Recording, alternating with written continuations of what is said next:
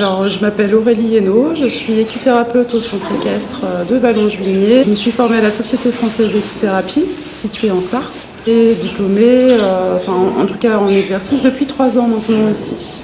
Voilà, je travaille avec des enfants, des adultes et des personnes âgées qui viennent ici pour découvrir et pratiquer l'équithérapie.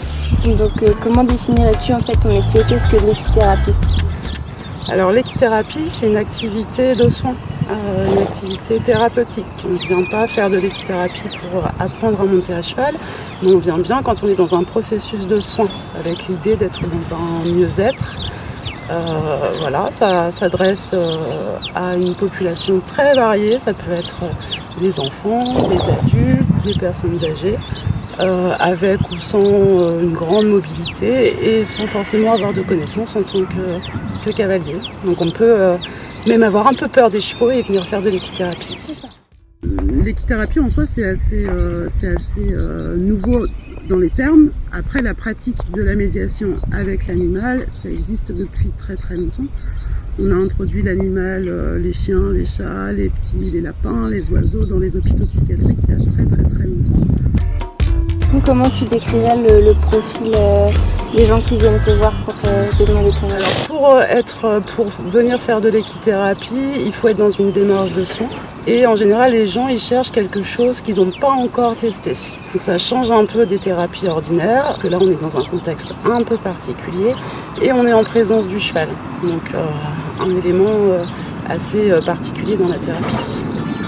Et quels sont les bienfaits de l'équithérapie? Alors là c'est très très large et ça dépend aussi pourquoi est-ce que tu viens.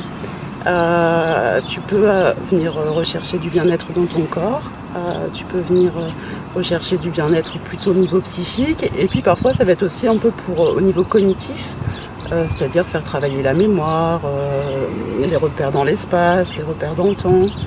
Donc nous on agit vraiment sur 3 sphères, sur le corps, sur l'esprit et sur le psychique.